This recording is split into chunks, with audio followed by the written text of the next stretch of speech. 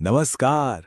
आज हम class 10th के पिछले साल के पेपर से एक केस स्टडी सॉल्व करने वाले हैं। पता है, प्रोबेबिलिटी यानी प्रायिकता एक ऐसा टॉपिक है जहां फुल मार्क्स लाना ना बहुत आसान होता है।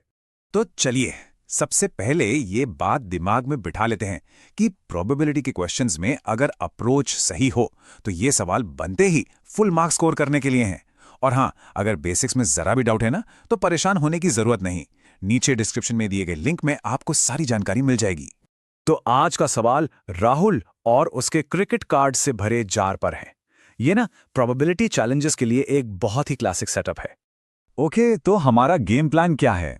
देखिए, हम इस पूरे सवाल को 5 सिंपल स्टेप्स में ब्रेक डाउन करके समझेंगे। तो स्टेप 1, पहले प्रॉब्लम का सेटअप समझते हैं। राहुल के पास एक जार है और उसमें 10 से 74 तक नंबर वाले कार्ड्स हैं। अब आता है सबसे इंपॉर्टेंट स्टेप, और सच कहूं तो यहीं पर ज्यादातर लोग गलती करते हैं। वो है टोटल कार्ड्स कितने हैं ये पता लगाना। इसे सही करना बहुत जरूरी है। देखिए, आमतौर पर लोग क्या करते हैं, 74 - 10 मतलब 64, पर ये गलत है। सही तरीका है last number minus first number +1। वो +1 क्यों? क्योंकि हमें कार्ड नंबर 10 को भी तो इंक्लूड करना है। तो सबसे जरूरी बात यह है कि हमारे पास टोटल आउटकम्स हैं 65। इस नंबर को याद रखेगा क्योंकि आगे के सारे जवाब इसी पर डिपेंड करेंगे। चलिए, अब जब हमें टोटल पता चल गया है तो पहले 2 पार्ट्स को सॉल्व करना बिल्कुल आसान हो जाएगा। और आगे बढ़ने से पहले एक क्विक रिमाइंडर, प्रोबेबिलिटी का बेसिक फॉर्मूला क्या है? Number of favourable outcomes divided by total number of outcomes. बस। तो पहला सवाल है, एक इवन नंबर यानी सम संख्या वाला कार्ड निकालने की प्रोबेबिलिटी क्या है? अब देखिए, 10 से 74 तक टोटल 65 नंबर्स हैं। और एक मजेदार बात, जब कोई सीरीज इवन नंबर से शुरू हो और इवन पर ही खत्म हो तो उसमें इवन नंबर्स ऑड नंबर से एक ज्यादा होते हैं। मतलब यहां टोटल 33 इवन नंबर्स हैं। तो बस फॉर्मूला में वैल्यू डाल दीजिए, एक इवन नंबर निकालने की प्रोबेबिलिटी हो गई 33/65। ठीक है, अब दूसरा सवाल। इसमें 2 कंडीशंस हैं। एक तो नंबर ऑड होना चाहिए और दूसरा 30 से कम होना चाहिए। तो चलिए गिनते हैं। 10 से 29 के बीच ऑड नंबर्स 11, 13, 15 ऐसे करते करते 29 तक। गिनने पर हमें मिलते हैं पूरे 10 नंबर्स। तो हमारी प्रोबेबिलिटी हुई 10/65। इसको सिंप्लीफाई कर सकते हैं, है ना? 5 से डिवाइड करेंगे तो ये हो जाएगा 2/13। चलिए, अब सवाल के फाइनल पार्ट पर चलते हैं।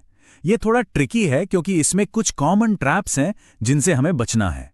आगे बढ़ने से पहले एक क्विक रिफ्रेशर, प्राइम नंबर यानी अभाज्य संख्या क्या होती है? ये वो नंबर है जो सिर्फ 1 से और खुद से डिवाइड होता है।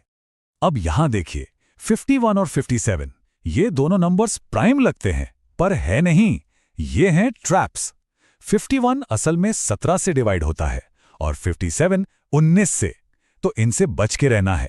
तो इन ट्रैप्स को अवॉइड करने के बाद जब हम काउंट करते हैं तो 50 और 74 के बीच 6 प्राइम नंबर्स मिलते हैं। तो प्रोबेबिलिटी क्या हुई? 6/65।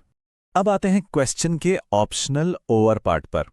इसमें एक ऐसे नंबर की प्रोबेबिलिटी पूछी है जो इवन भी हो और 5 से डिविजिबल भी। अब सोचिए, जो नंबर 2 और 5 दोनों से डिवाइड हो वो असल में 10 से डिवाइड होता है। और ये एक फैंटास्टिक शॉर्टकट है। हमें बस 10 के मल्टीपल्स काउंट करने हैं। तो 10, 20, 30, 70 तक कितने हुए? पूरे 7। तो प्रोबेबिलिटी बन गई 7/65। तो इस पूरे सवाल को सॉल्व करने के बाद की टेकअवेज क्या हैं? मतलब वो कौन सी बातें हैं जो इस ट्रिकी से दिखने वाले प्रॉब्लम को फ्री मार्क्स में बदल देती हैं? स्ट्रैटेजी बहुत सिंपल है।